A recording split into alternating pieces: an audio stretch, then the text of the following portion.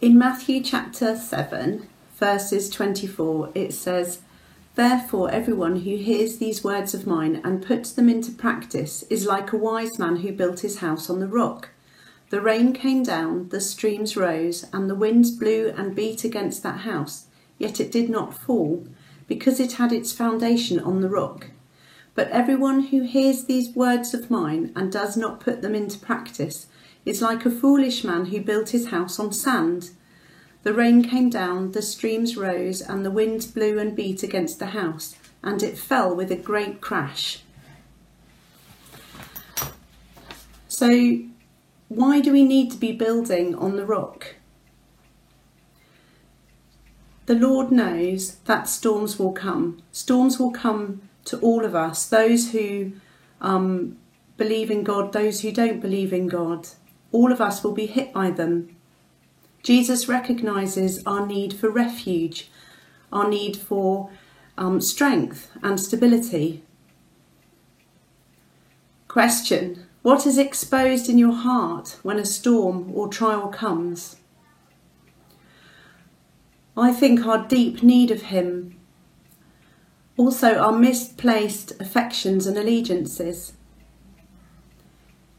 In the Lord's grace, if we allow him to work, he uses storms to draw us closer to himself and brings us to greater holiness. James says that the testing of our faith produces endurance.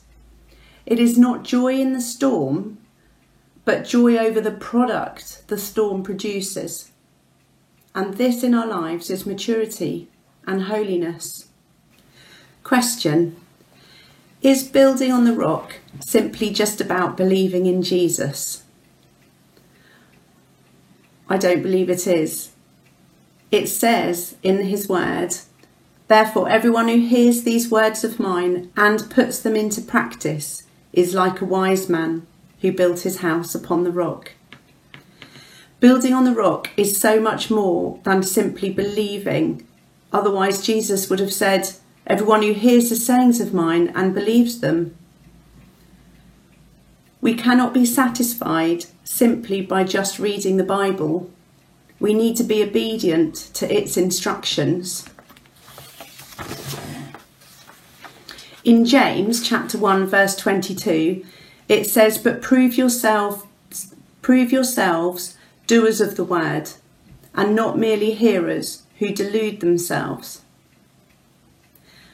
Evidence of God's saving grace in our life means that by his Holy Spirit we become doers of the word.